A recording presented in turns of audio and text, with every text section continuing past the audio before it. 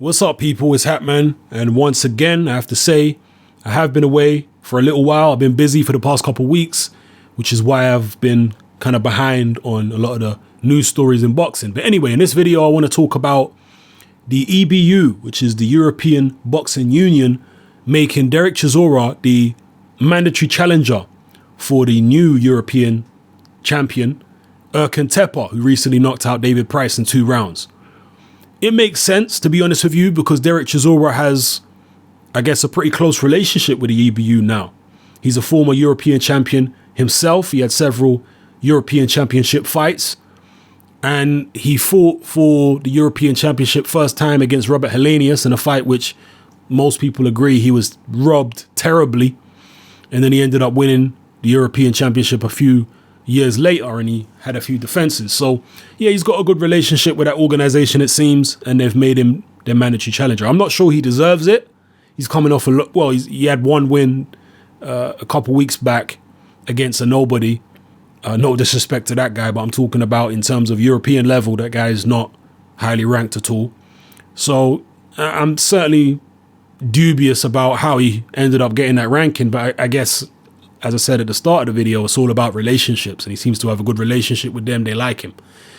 So how do you see this fight going, people, if indeed it goes ahead? Because apparently Frank Warren has offered Dereck Chisora a few different fighters. I believe he offered him Lucas Brown as being one of the guys, and Erkan Teper, and there was someone else off the top of my head. I can't remember who it was. If you remember who it was, put it in the comment section below so other people can read it. But Lucas Brown fight for Chisora, I wouldn't go there at this point in time. What do you really gain by beating a Lucas Brown? At least if he's going to fight Erkan Teper, he's going to potentially be able to win the European heavyweight title again. And it will mean something in Britain if he's able to beat the guy who knocked out David Price. And it seems that Dereck Chisora, from the interviews I've seen anyway, actually quite likes David Price, and he would like to get revenge for Price by beating Erkan Teper.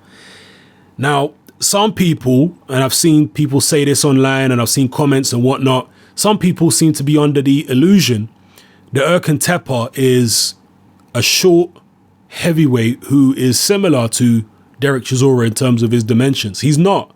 Erkan Teper is actually listed at 6'5". He's a tall man. It's just that when he fought David Price, Price is huge. Price is 6'8". So again, the heights and whatnot that they give on websites like BoxRec, and even when fighters are actually in the ring, and the heights that they give on TV are not always accurate. That's one thing I can say for sure. They're not always accurate. But I'm sure that Erkan Teper, if they're giving him a height of 6'5", he's not going to end up being 6'2" or 6'1", like Dereck Chisora. He's definitely the taller man. So it's going to be an interesting dynamic, Teper going up against Chisora, because Teper is an aggressive fighter himself. Will his aggression play into Dereck Chisora's hands? As I say, because he's the taller guy, is he going to struggle to land cleanly on Chisora's chin, the kind of bombs that put away David Price? Will he struggle to land those on Chisora, a guy who's shorter than him, who's got his head down and his chin down, and he's coming in bobbing and weaving? And how will Chisora's new trainer, he's got this this new trainer who Chisora refers to as Gary Anus. I'm not joking, people. Go look at the interview. Just what Chisora says. I believe the guy's called Gary Ines, actually, but for some reason Chisora calls him Gary Anus. And looking at Chisora's last performance against that journeyman that he fought, stylistically, he seemed to be a bit different to me. And he seemed to be less on the whole bobbing and weaving situation, and more a little more straight up with his left hand down, feinting, and then coming in and punching more correctly. Again, it was only a 1-round blowout, so we can't really read too much into it. But he says that his new trainer is very technical, and that's what he's needed all along. And I felt for a very long time that Don Charles was holding Dereck Chisora back and stifling his progression and his, what's the word I'm looking for?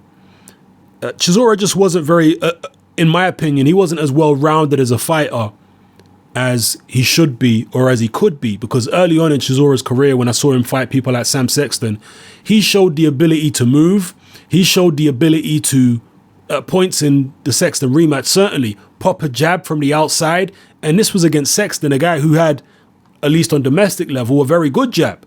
And Chisora was actually able to boss the fight on the outside at points in that Sexton rematch, as well as bossing it on the inside by flicking a jab out, using some lateral movement and whatnot. And he said himself, and even Don Charles said it, that when he first joined Don Charles, when he first hired him as a coach, Don Charles told him to stop doing all that. And he basically turned him into a one-dimensional fighter. Boxing, if boxing history shows you anything, it shows you that for the most part, there's always exceptions, but for the most part, the greatest fighters are the ones who are able to adapt. Okay, the greatest fighters are chameleons. They're guys who are able to adapt to different environments, aka different opponents.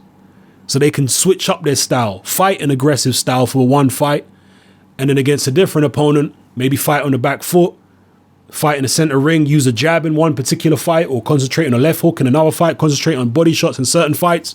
Guys who are able to tailor their style to a specific opponent to be as effective as possible.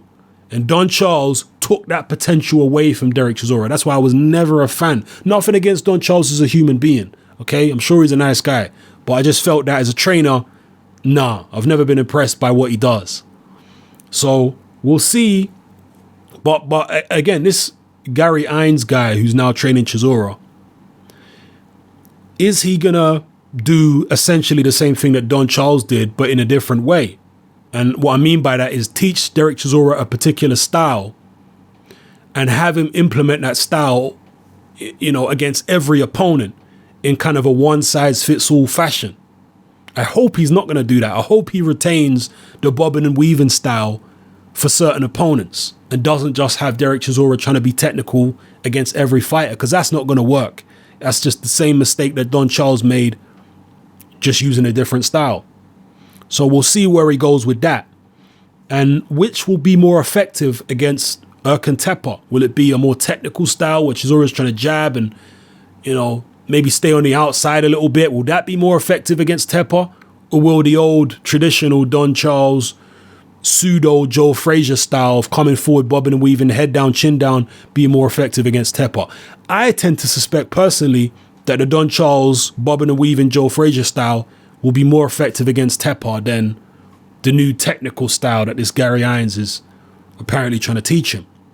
Because as I say, Teper is a taller guy. So if Chisora keeps his head down, he should be able to avoid a lot of Teper's shots, or at least take them on the forehead where they're not going to be as damaging as when they are in the chin.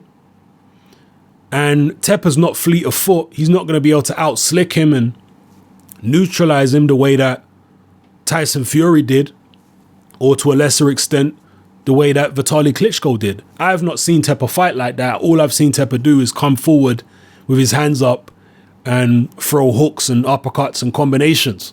That's what he tends to do. Now, Michael Sprott is someone that Teper knocked out pretty badly, and he also knocked out Martin Rogan. And these are guys of a similar size to Dereck Chisora. But certainly with Rogan, he got knocked out very quickly and he was trying to move away. He was trying to box against Teper.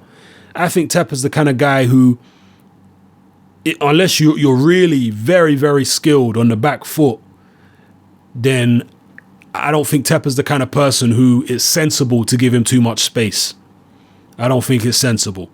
If you can get in Teper's face, get underneath him and try and push him back, I don't think he'll be as effective on his back foot. The guy is not exactly an athlete, Erkan Teper. So, yeah, I think the traditional, what we're calling the traditional Dereck Chisora style, the style that he had under Don Charles, I think personally that'll be the most effective against Teper. It doesn't necessarily mean he'll win the fight, but I think it will give him the best chance of winning the fight. I think he'll have a better chance of beating Teper fighting that way than he would be fighting a more technical fight, just in my opinion. But drop your comments below. Let me know how you feel about this Dereck Chisora Erkan Teper fight, if it indeed does take place. Do you like the fight, or would you prefer to see Dereck Chisora go a different route? Do you think Dereck Chisora is maybe finished as a fighter and you don't care? A lot of people feel that way. Would you like to see him fight Big Daddy Brown or one of the other names that's been mentioned? I think one of the names that was mentioned a while ago was Berman Stavern, but I think Stavern's now fighting Luis Ortiz, which is a very, very interesting fight in itself. So drop your comments below, people. Let me know how you feel about everything I talked about in this video. It's happening. I'm out.